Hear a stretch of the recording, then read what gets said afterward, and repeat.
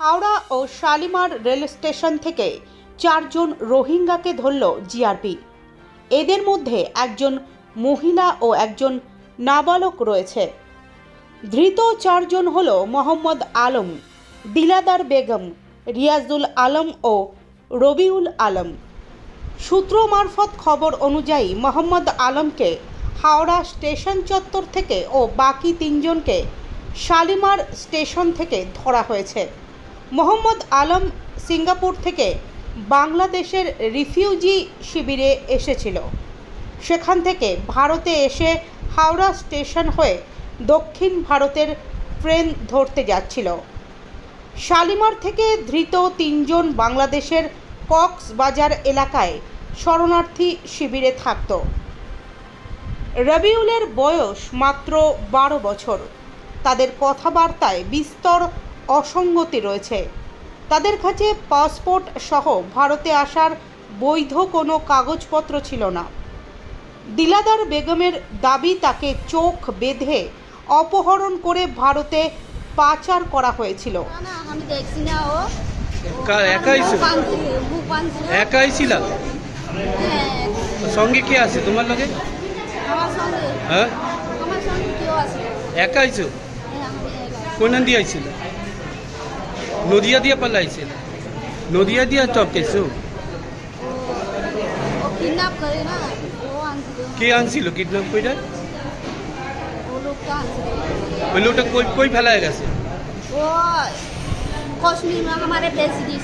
আচ্ছা, কয় টাকা দিয়ে বেচছিল? আমি জানতে পারছি না। তোমার নাম কি আছে গো? তোমার নাম কি আছে? আমার নাম দিলদার। বাংলাদেশে কোনানে বাড়ি? আমার বাংলাদেশে কুতুপালং ক্যাম্পে। হ্যাঁ হ্যাঁ, কুতুপালং ক্যাম্পে। কবে বাইরেছিল বাংলাদেশ থেকে? কক্সবাজারে নিয়ে আসছিল। হ্যাঁ, কয় টাকা দিয়ে বেচছিল? আমি জানতে পারছি না ও কত টাকা দিয়ে বেচছিল। তোমার নাম কি আছে? আমার নাম ওখানে বাংলাদেশ ছিল। তোমার নাম কি আছে? এখানে দিলদার। হ্যাঁ হ্যাঁ, দিলদার। আর বাপের নাম কি আছে? দিল মাহমুদ। কি করে বাপ? কি করে? ওর বাপ কিছু করে না, ও নামাজ পড়ে না, ও মসজিদে থাকে। আর বাড়িতে কে কে আছে? আমার ভাই থাকছে, বোন থাকছে। তবে কিভাবে এবং কি উদ্দেশ্যে তারা ভারতে এসেছিল তা স্পষ্ট নয়।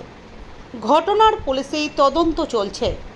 সরস্বতী পুজোর দিন ব্যস্ত হাওড়া ও শালিমার স্টেশন থেকে পরপর রোহিঙ্গা ধরা পড়ার ঘটনায় চাঞ্চল্য ছড়িয়ে পড়েছে প্রশাসনিক মহলে।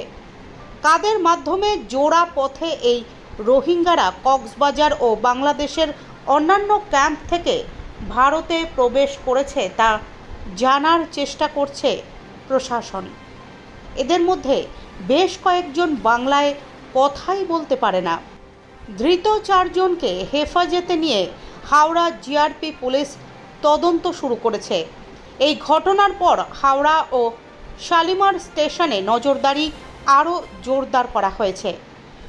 ধৃতদের সঙ্গে আর কেউ রয়েছে কিনা তা জানার চেষ্টা করছে পুলিশ। মায়ের থাকো কোথায়? বাড়ি কই?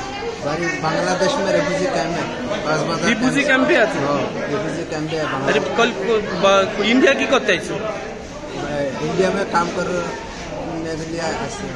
काम करने लेके आइছিলা? अच्छा, तो কোথায় ধরছে তোমারে? मैं हैदराबाद था। हाँ, हैदराबाद में एनसीआर का काट है। अच्छा, सरकार का इधर का। तो बांग्ला बोलते पारो ना? बोलते पारो। কেন? তুমি তো বাংলাদেশের লোক। हम बांग्लादेश में बर्मा का लोग है। 2017 में बांग्लादेश में आया। अच्छा, बांग्लादेश का कक्सबाजार कुतवालम कैंप से हुआ है। अच्छा, कॉक्सबाजार कैंप से आया? हाँ, कैंप से। अच्छा, फिर शालीमार में पकड़ा गया पुलिस? हावड़ा स्टेशन में पकड़ा। हावड़ा स्टेशन में पकड़ा। तो नाम क्या है तुम्हारा? मोहम्मद आलम।